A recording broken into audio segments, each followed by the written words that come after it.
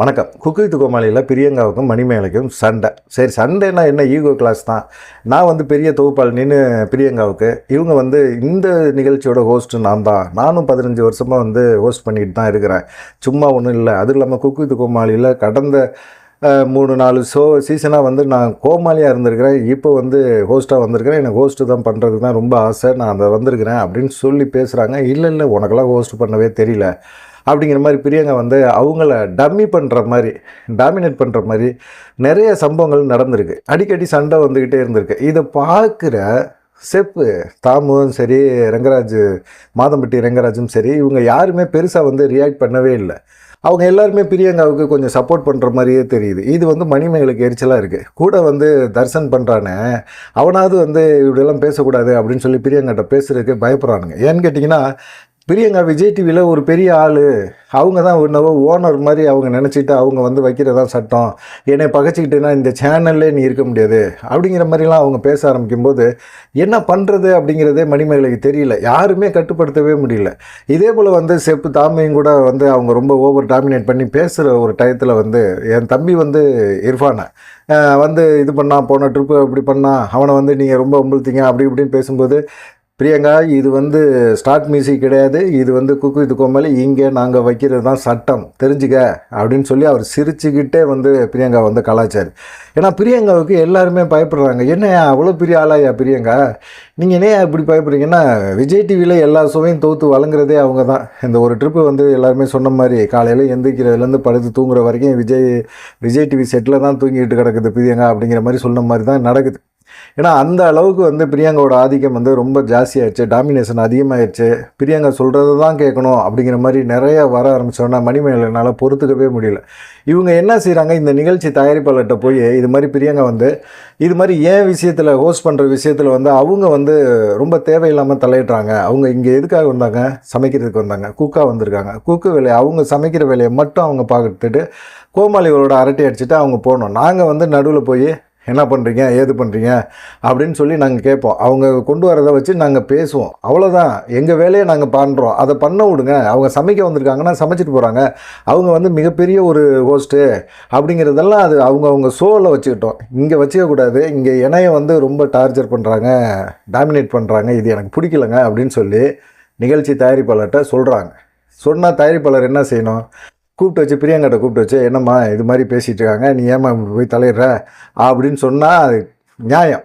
பிரியங்கா வார்த்தையை விடும்போது மணிமேகலை அந்த இடத்துல இருந்தால் கண்டிப்பாக வார்த்தையை விட வேண்டிய ஒரு கட்டாயம் வருது. அவங்க பிரியங்கா ஏதாவது ஒன்று சொன்னாங்கன்னா மணிமேகலை கண்டிப்பாக வாயை விட்டுருக்கணும், திட்டியிருக்கணும், ஏதாவது ஒன்று நடந்திருக்கும். சரி, அந்த இடத்துல எந்த விதமான சம்பவமும் நடக்க வேணாம்னு சொல்லிட்டு இவங்க மணிமேகலை வந்து அந்த நிகழ்ச்சி விட்டு வெளியே வராங்க. வெளியே வரும்போது இதை பார்த்துக்கிட்டு இருக்கிற தாமும் சரி, மாதம்பட்டி ரெங்கராஜும் சரி, தர்சனும் சரி, யாருமே பெருசாகவே பண்ணவே இல்லை, ரியாக்ட் பண்ணவே இல்லை. அப்படிங்கிறது தான் மிகப்பெரிய ஒரு ஆதங்கமே. அதை தாண்டி பார்த்தீங்கன்னா மணிமேகலைக்காக குரேஷி, புகழ், இவங்க எல்லாமே சப்போர்ட் பண்ணி பேசியிருக்கிறாங்க. இந்த தடவை பார்த்தீங்கன்னா குக்கு வித் கோமாளியில் பிரியங்கா வந்த பிறகு மிக மிக மோசமானதாக நடந்திருக்குது. எல்லாத்தையும் இவ்வளோ வருஷமாக நடக்கிற குக்கு வித் கோமாளியில் புகழ் தான் பயங்கரமான ஒரு இதில் இருந்தாப்புல, பீக்கில் இருந்துக்காப்புல. இந்த சீசனில் ரொம்ப டம்மி ஆக்கி விட்டாங்க பிரியங்கா வந்து. பிரியங்கா டம்மி ஆக்குறாங்கன்னா என்ன, தேவையே இல்லாமல் அவனை வந்து புகழை வந்து அப்படியே டிமோட்டிவேட் பண்ணிக்கிட்டே இருக்கிறாங்க. இது வந்து பிடிக்கவே இல்லை, புகழுக்கே பிடிக்கல. அப்படியே குரேஷியை வந்து லிஃப்ட் பண்ணுறாங்க. லிஃப்ட் பண்ணி குரேஷி தான் நல்ல கோமாளி, புகழ்லாம் சும்மா வெறும் இல்லை டம்மி அப்படிங்கிற மாதிரி அவங்க சொல்கிறாங்க. வர்ற கெஸ்ட்டு எல்லாமே முக்கால்வாசி பிரியங்காவுக்கு தெரிஞ்சவங்க தான். அவங்க மூலமாக வந்து குரேஷியை வந்து டெவலப் பண்ணுறாங்க. இது கூட ஒரு பஞ்சாயத்தே கிடையாது. ஆனால் இன்னொருத்தவங்க இதில் வேலை செய்கிறதுல, ஹோஸ்ட் பண்ணுறதுல என்னதான் மிகப்பெரிய தொகுப்பாளினியாக இருந்தாலும் இந்த ஷோக்கு யார், இந்த நிகழ்ச்சிக்கு யார் பண்ணுறா, அவங்கள வந்து நம்ம மட்டப்படுத்துகிறோமே அப்படிங்கிற ஒரு உணர்வு வந்து கண்டிப்பாக பிரியங்காவுக்கு இருந்திருக்கணும். ஆனால் அதை பற்றியே இல்லை. அப்படியே போய் நிகழ்ச்சி தயாரிப்பாளரும் போய் பிரியங்காட்ட சொன்னால் அவள் செஞ்சது தான் தப்பு, நீங்கள் அவளை வந்து என்கிட்ட மன்னிப்பு கேட்க சொல்லுங்கள் அப்படிங்கிற வார்த்தையை அவங்க விட்டுருக்காங்க. நிகழ்ச்சி தயாரிப்பாளரும் போய் பிரியங்கா வந்து பயங்கரமான ஆள் அப்படின்னு அவங்க நினைக்கிறாங்க. ஏன்னா அவங்க இப்போ தான் பாவம் மொதல் ஷோ இது குக்கு வித் கோமாளி, அவங்களுக்கு மொதல் ஷோ. ஏன்னா ஏற்கனவே பண்ணிகிட்டு இருந்தவங்க தான் எல்லாம் கலண்டு வெங்கட்பட்டோட சேர்ந்து அங்கே சன் டிவிக்கு போயிட்டாங்க. அப்படி இருக்கும்போது இவங்க மொதல் ஷோ, பிரியங்காவை உடனே வந்து எதிர்த்துக்க முடியாது. என்ன செய்யறாங்க, மணிமேகலை வந்து காம்ப்ரமைஸ் பண்ணலான்னு சொல்லிட்டு மணிமேகலைகிட்ட போய், அம்மா நீ வந்து ஒரு மன்னிப்பு கேட்டுருமா அந்த அம்மாட்ட, பிரியங்காட்ட அப்படிங்கிற மாதிரி அவங்க கேட்குறாங்க. மன்னிப்பா, எதுக்கு மன்னிப்பு கேட்கணும், பேசுனது அவங்க, நான் வந்து அமைதியாக வெளியே வந்துட்டேன். வெளியே வந்த பிறகு நான் ஏன் போய் அவங்கள்ட்ட மன்னிப்பு கேட்கணும்? சொல்லுங்கள், எதுக்காக மன்னிப்பு கேட்கணும் அப்படின்னு கேட்குறாங்க. கேட்குறத தாண்டி பார்த்தீங்கன்னா, மன்னிப்பு அப்படிங்கிற விஷயத்தை தாண்டி நீங்கள் அவங்கள்ட்ட மன்னிப்பு கேட்டிங்கன்னா, இதே போல் ஒரு 3, 4 ஷோ வந்து உங்களுக்கு கிடைக்குங்க. நீங்கள் வந்து கண்டிப்பாக வந்து இதுதான் நீங்கள் கொஞ்சம் பார்த்து அட்ஜஸ்ட் பண்ணிக்கங்க அப்படிங்கிற மாதிரி சொல்லும்போது மணிமேகலைக்கு பயங்கரமான டென்ஷன் ஆயிடுச்சு. இங்கே பாருங்கள், நான் ஹோஸ்ட் பண்ண தான் வந்தேன், எனக்கு இது ரொம்ப பிடிக்கும், இந்த தொழில் ரொம்ப பிடிக்கும், எனக்கு ஹோஸ்ட் பண்ணுறது ரொம்ப ரொம்ப பிடிக்கும், நான் விரும்பி கேட்டு இந்த இதுக்கு வந்திருக்கிறேன். சரியா? எனக்கு வந்து தன்மானம் அதை விட ரொம்ப ரொம்ப முக்கியம். எனக்கு வந்து தன்மானத்தை விட்டுட்டு நான் வந்து இந்த வேலையை பார்க்கணும் அப்படிங்கிற அவசியமே எனக்கு கிடையாது. நான் அந்த மாதிரி செய்கிற ஆளும் கிடையாது. எனக்கு இந்த வேலை கூட எனக்கு கிடைக்கலனாலும் பரவாயில்ல, யார் பொழப்பையும் நான் கெடுக்க மாட்டேன். நல்லா இருக்கட்டும், எல்லாருமே நல்லா இருக்கட்டும், என் பொழப்பை கெடுத்து தான் அவங்க நல்லா இருக்கணும் அப்படின்னு நினச்சாங்கன்னா நினச்சிட்டு போட்டோம். எனக்கு திறமை இல்லைன்னு யாருமே சொல்ல முடியாது. 15 வருஷமாக இதே ஃபீல்டில் தான் இருக்கிறேன். ஒரே சேனலில் நான் உட்காந்துக்கிட்டு மணியாட்டிகிட்டு இல்லை.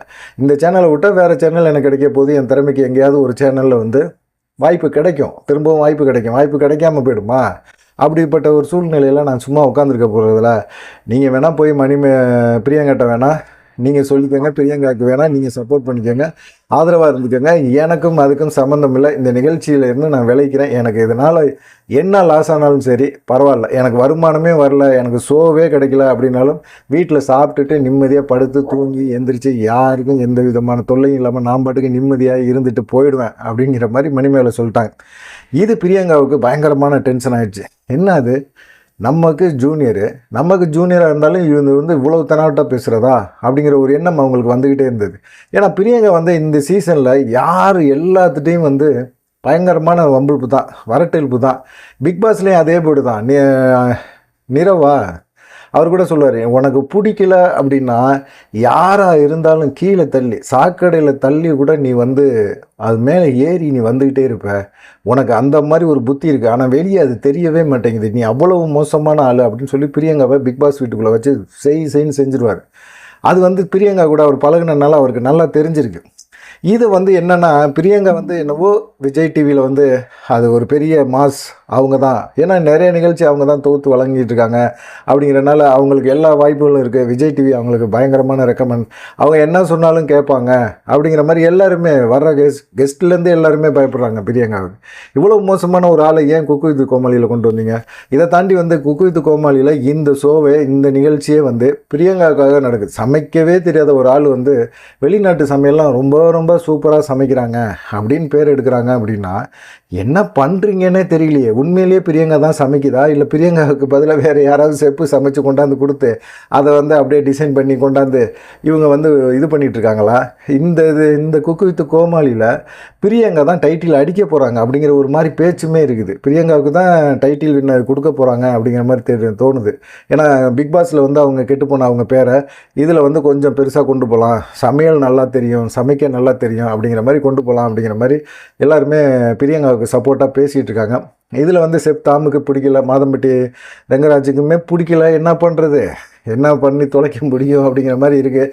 கடைசி வரைக்கும் மணிமேகலை சமாதானப்படுத்துகிற முயற்சி மட்டும்தான் நடந்திருக்க ஒழிய இவங்க யாருமே மணிமேகலைக்கு ஆதரவாக பேசவே இல்லை. பிரியங்காவை யாருமே கண்டிக்கல. பிரியங்கா வந்து ஒரு ராட்சசி, அதுகிட்ட போய் பேசுகிறது பிரயோஜனம் கிடையாது, அதுகிட்ட பேசினாலும் பலன் இல்லை, அது வந்து சொல் புத்தியும் கிடையாது, சுய புத்தியும் கிடையாது, அது இஷ்டத்துக்கு அது பேசும், அதை வந்து நம்ம கண்டுக்கக்கூடாது. ஏன்னா அது ஷோக்கு கூப்பிட்டு நம்ம இங்கே திட்டினோம் அப்படின்னோம்னா அது ஷோக்கு ஒன்று நடத்துது இல்லை, 2-3 ஷோ நடத்துது, அந்த ஷோக்கு நம்மளை கூப்பிட்டு வச்சு அங்கே வந்து நம்மளை அசிங்கப்படுத்தும். ஏன்னா அது வந்து உள்ளே வந்து ரொம்ப வக்கரமான ஒரு புத்தி உள்ள ஒரு ஆள், அது எப்பயுமே வச்சு செய்யும். ஒரே ஒரு ஆளுக்கு தான் அது பயப்படுது, மாக்காப்பாவுக்கு தான் பயப்படுது. மாக்காப்பாவை ஃப்ரெண்ட்லியாக பழகிட்டு அப்படியே போயிட்டே இருக்கிறனால மாக்காப்பா வந்து நம்மளை ஒன்றும் சொல்ல மாட்டான் அப்படிங்கிறனால மாக்காப்பா கூட கொஞ்சம் க்ளோஸாக இருக்குது. மற்றபடி வந்து வேறு யார்கிட்டையுமே ஒரு செட்டில் வந்து பெருசாக வந்து பிரியங்காவை வந்து செட்டே ஆகாது. எல்லாருமே அது கூட பழகின நபர்கள் எல்லாமே பார்த்திங்கன்னா பிரியங்காவை வச்சு கழுவி தான் ஊற்றிக்கிட்டே இருக்கிறானுங்க.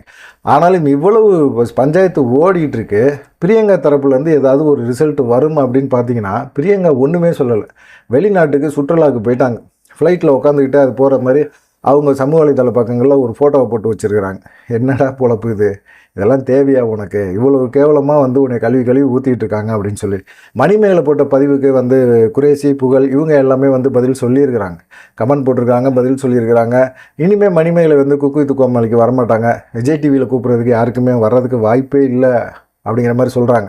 விஜய் டிவி வந்து மணிமேகலை போன்ற ஒரு நியாயமாக தன்மானமிக்க ஒரு நபரை வந்து இது போல் வந்து விலைக்கு வைக்கிறது அப்படிங்கிற ஒரு எண்ணத்துக்கு வந்தாங்க, முடிவுக்கு வந்தாங்க அப்படின்னா கண்டிப்பாக இது விஜய் டிவிக்கு தான் வந்து பாதிப்பை ஏற்படுத்தும். பார்க்கலாம். ஏற்கனவே அர்ச்சனா வந்தாங்க, அங்கே ஜீ தமிழை விட்டு இங்கே வந்தாங்க. இங்கே வந்தோடனே பிக் பாஸ்குள்ளே கொண்டு போய் விட்டாங்க. அவங்கள கழுவி செஞ்சு அவங்களும் திரும்பவும் ஜீ தமிழுக்கே போயிட்டாங்க.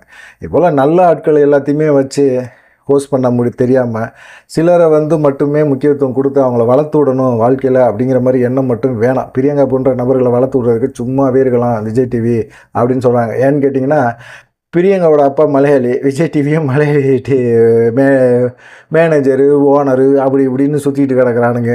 ஏன் பண்ண முடியுங்க? எல்லாம் கேரளா ஆட்களாக போட்டுக்கிட்டு கும்மி அடிக்கிறானுங்க இங்கே உட்காந்துக்கிட்டு. நீங்கள் வேணால் பாருங்கள், நல்லா ஒத்து கவனித்து பார்த்தீங்கன்னா தெரியும்.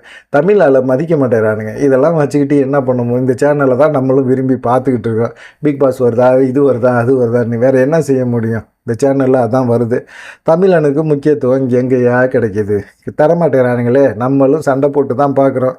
என்ன பண்ண முடியுது? தமிழனுக்கு தன்மானம் தான் முக்கியம், காசு பணம்லாம் முக்கியம் கிடையாது போ அப்படின்னு மணிமேகலை மாதிரி வெளியே கிளம்பி போகிறது தான் நல்லது அப்படிங்கிற மாதிரி நிறைய பேர் மணிமேகலைக்கு சப்போர்ட் பண்ணி பேசுகிறாங்க.